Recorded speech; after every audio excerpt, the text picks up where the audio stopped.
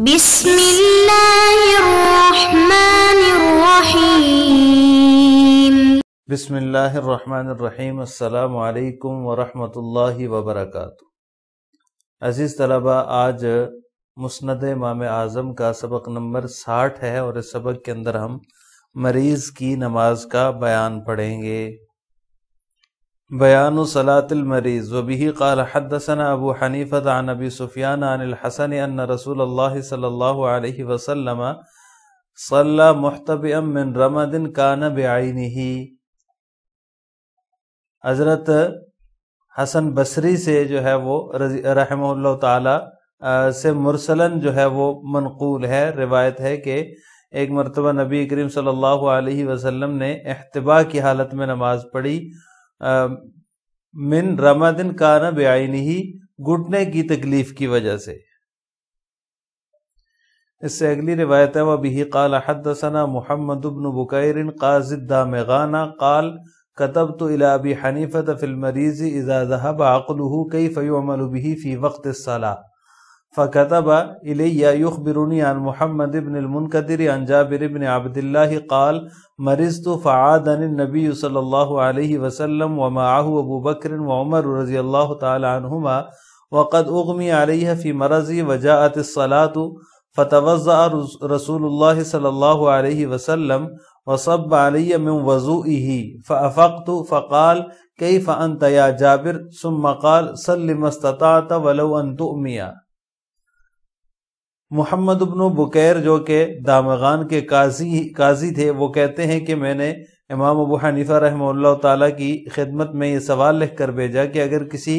مریض کی عقل کام کرنا چھوڑ دے، اذا ذهب عقلہ، کسی مریض کی عقل چلی جائے تو نماز کے وقت میں اس کے ساتھ کیا کیا جائے۔ فکتب الیہ، تو انہوں نے مجھے جواب میں یہ حدیث لکھ کر بھیجی کہ جو ہے جابر بن عبداللہ رضی اللہ تعالیٰ عنہ فرماتے ہیں کہ میں ایک دفعہ بیمار ہو گیا، رسول اللہ صلی اللہ علیہ وسلم میری عیادت کے لیے تشریف لائے،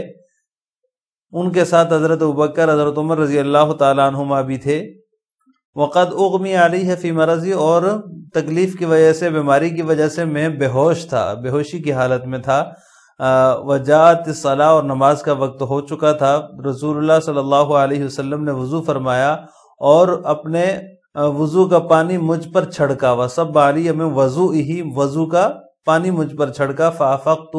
تو مجھے اسی وقت افاقہ ہو گیا۔ تو فرمایا آپ صلی اللہ علیہ وسلم نے، اے جابر کیسے ہو؟ پھر فرمایا جب تک استطاعت ہو نماز پڑھتے رہو، اگرچہ اشارے سے ہی پڑھنا پڑے۔ عزیز طلبہ، یہ جو حدیث ہے جس میں محمد بن بکیر جو کہ دامغان کے قاضی تھے، انہوں نے حضرت امام ابو حنیفہ رحمہ اللہ تعالیٰ کو خط لکھا کہ مریض جب مرض کی حالت میں بے ہوشی میں ہو تو اس وقت اگر نماز کا وقت ہو جائے تو اس کے ساتھ کیا معاملہ کیا جائے۔ تو انہوں نے پھر حضرت جابر بن عبداللہ رضی اللہ تعالیٰ عنہ کی حدیث جو ہے وہ لکھ کر ان کو جواب میں بھیجی۔ دامغان یہ خراسان کا ایک شہر ہے، وہاں کے یہ قاضی تھے۔ تو یہ جو حدیث ہے، اس حدیث سے کچھ اسباق حاصل ہوتے ہیں۔ ان میں سے پہلا سبق یہ ہے کہ عالم اور فقیہ کو بھی سوال کرنے میں عار محسوس نہیں کرنی چاہیے، جیسا کہ قاضی محمد بن بکیر رحمہ اللہ تعالیٰ خود ایک عالم تھے، فقیہ تھے، لیکن ان کو اس کے باوجود جو ہے وہ امام ابو حنیفہ رحمہ اللہ تعالیٰ کی طرف انہوں نے رجوع کیا، تو اس میں انہوں نے کوئی عار اور شرم محسوس نہیں کی۔ تو اس طرح عالم اور فقیہ کو بھی کوئی مسئلہ پوچھنا ہو تو اس میں عار اور شرم محسوس نہیں کرنی چاہیے۔ پہلا سبق تو یہ ہے۔ دوسرا یہ ہے کہ عالم کو جواب مدلل دینا چاہیے، جیسا کہ امام ابو حنیفہ رحمہ اللہ تعالیٰ نے جب ان کو جواب دیا تو جواب میں حضرت جابر بن عبداللہ رضی اللہ تعالیٰ عنہ کی حدیث سے استدلال کرتے ہوئے واضح کیا، اور ساتھ ساتھ ان سند بھی بیان کر دی کہ یہ اس سند سے مجھ تک یہ روایت پہنچی ہے حضرت جابر رضی اللہ تعالیٰ عنہ کی۔ تو عالم کو جب اس سے کوئی سوال کیا جائے تو مدلل جواب دینا چاہیے۔ تیسری چیز یہ ہے کہ بیمار کی عادت کرنا جو ہے وہ سنت ہے، یہ سبق بھی اس سے ملتا ہے۔ یہ بدقسمتی سے آج کل جو ہے وہ ہمارے معاشرے میں یہ سنت جو ہے وہ بالکل مٹ چکی ہے۔ گھر کی دیوار جو ہے وہ دیوار آپس میں گھروں کی دیواریں ملی ہوئی ہوتی ہیں، پھر بھی ایک دوسرے کا ہمیں کچھ خیال نہیں ہوتا۔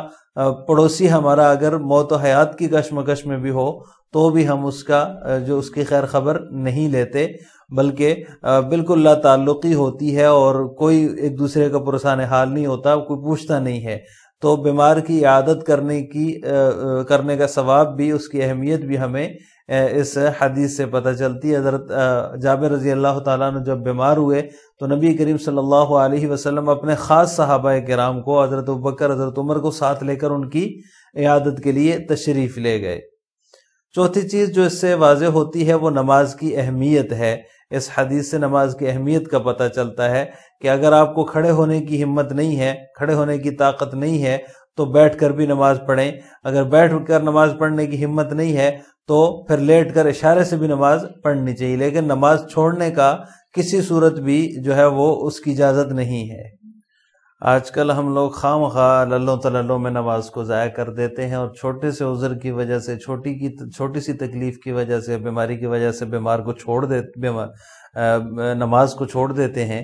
حالانکہ نماز کی اتنی اہمیت ہے کہ نبی کریم صلی اللہ علیہ وسلم نے حضرت جابر رضی اللہ تعالیٰ عنہ سے فرمایا کہ جب افاقہ ہوا تو فرمایا کہ جتنی استطاعت ہو نماز پڑھتے رہا کرو۔ تو جس حالت میں بھی ہو نماز معاف نہیں ہے، نماز کی اتنی زیادہ اہمیت ہے۔ تو چوتھا سبق ہمیں اس حدیث سے نماز کی اہمیت کا پتہ چلتا ہے۔ اس سے اگلی روایت ہے وَبِهِ قَالَ حَدَّثَنَا أَبُو حَنِيفَةَ عَنْ حَمَّادٍ عَنْ إِبْرَاهِيمَ عَنْ عَلْقَمَةَ عَنْ عَائِشَةَ أُمِّ الْمُؤْمِنِينَ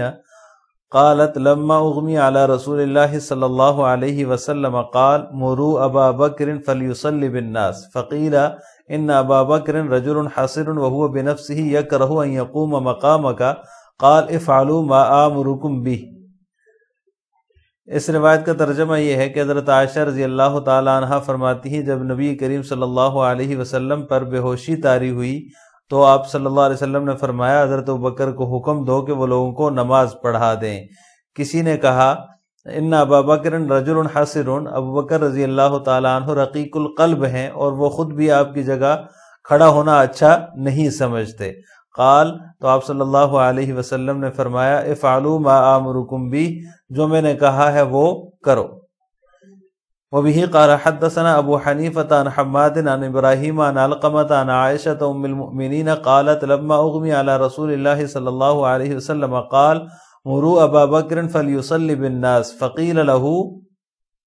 يَا رَسُولَ اللَّهِ إِنَّ أَبَا بَكْرٍ رَجُلٌ حَصِرٌ وَهُوَ يَكْرَهُ أَن يَقُومَ مَقَامَكَ فَقَالَ مُرُوا أَبَا بَكْرٍ فَلْيُصَلِّ بِالنَّاسِ يَا صُوَيْحِبَاتِ يُوسُفَ وَكَرَّرَ۔ اس روایت کا ترجمہ بھی وہی ہے کہ جب آپ صلی اللہ علیہ وسلم پر بے ہوشی طاری ہوئی تو آپ صلی اللہ علیہ وسلم نے فرمایا حضرت ابوبکر سے کہو نماز پڑھا دیں۔ تو کسی نے کہا کہ وہ بہت رقیق القلب شخص ہیں اور وہ خود بھی آپ کی جگہ کھڑا ہونا پسند نہیں کریں گے، اچھا نہیں سمجھیں گے یا نہیں سمجھتے۔ تو آپ نے فرمایا حضرت ابوبکر کو حکم دو کہ وہ نماز پڑھائیں۔ یا صیحبات یوسف وکررا، اے یوسف کی ساتھیوں، وکررا، اور بار بار یہ الفاظ دہرائے۔ تو یہ جو دو احادیث ہیں، ان احادیث سے یہ پتہ چلتا ہے کہ امامت کے زیادہ حقدار شخص جو ہے وہ اہل علم و فضل ہی ہیں، یعنی جو سب سے زیادہ علم والا ہو، جو سب سے زیادہ فضیلت والا ہو، وہی زیادہ امامت کا حقدار ہے۔ جیسا کہ صحابہ میں سے جو سب سے زیادہ افضل ہیں حضرت ابوبکر صدیق رضی اللہ تعالی عنہ، ان کو آپ صلی اللہ علیہ وسلم نے نماز پڑھانے کا حکم دیا، اور بیماری کی حالت میں جب افاقہ ہوا آپ صلی اللہ علیہ وسلم کو تو سب سے پہلے نماز کا پوچھا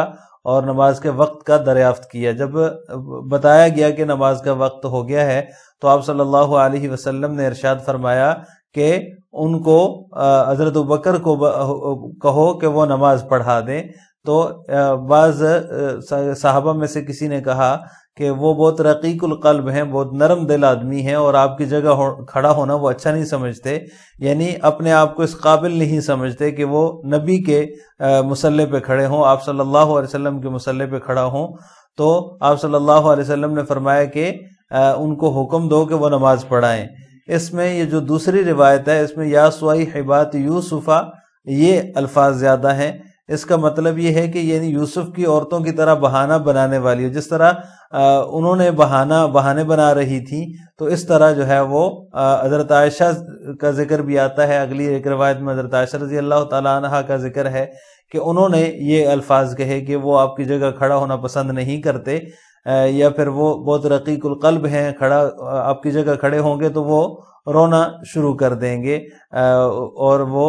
سمجھ جائیں گے کہ آپ صلی اللہ علیہ وسلم اس دنیا سے تشریف لے جا رہے ہیں، اس وجہ سے مجھے مصلی پہ کھڑا کر دیا۔ تو آپ صلی اللہ علیہ وسلم نے اس میں فرمایا، یا صیحبات یوسف،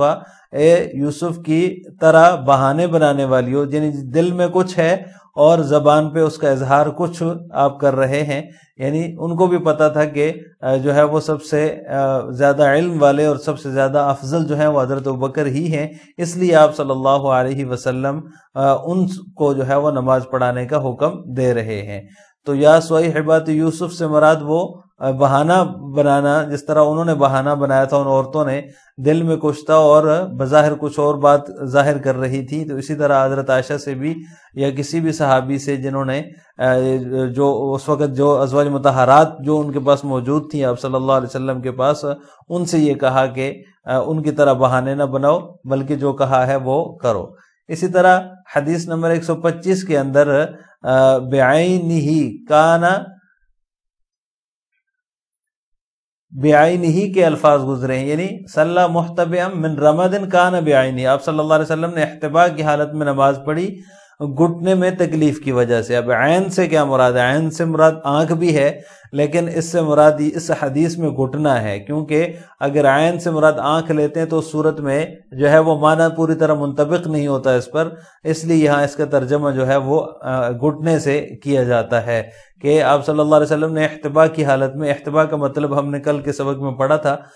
جو ہے وہ سرین کے بل زمین پر بیٹھ کر گھٹنوں کو کھڑا کر دیں، اس کو احتباء کی حالت کہتے ہیں، اور ہاتھوں سے حلقہ بنا کر اس ٹانگوں کو، گھٹنوں کو پکڑ لیں تو اس کو احتباء کی حالت کہتے ہیں۔ تو اس حالت میں جو ہے وہ آنکھ کی تکلیف کی وجہ سے کوئی اس طرح بیٹھ کے نماز پڑھے، بظاہر یہ جو ہے وہ معنی صحیح طرح سے منطبق نہیں ہوتا، تو گھٹنے میں تکلیف کی وجہ سے گھٹنے کو زمین پر بندہ نہ لگا سکے تو اس کو کھڑا رکھ کر نماز پڑھ لے، سرین کے بل بیٹھ کر گھٹنے کو کھڑا رکھ کے نماز پڑھ لے، تو عین سے مراد گھٹنا ہے۔ آج کے سبق کا خلاصہ یہ ہوا کہ ہم نے حدیث نمبر 125 سے 128 تک ترجمہ اور تشریح اور اسی طرح حدیث سے جو حاصل ہونے والے اسباق ہیں ان کی تفصیل پڑھی ہے۔ آخر میں آپ سے دو سوال ہیں۔ حدیث نمبر 126 سے حاصل ہونے والے دو اسباق کیا ہیں وہ لکھیں۔ نمبر 2، حدیث میں موجود لفظ عین سے مراد کیا ہے؟ ان دونوں سوالوں کا جواب آپ نے کمنٹ باکس میں دینا ہے۔ السلام علیکم ورحمۃ اللہ وبرکاتہ۔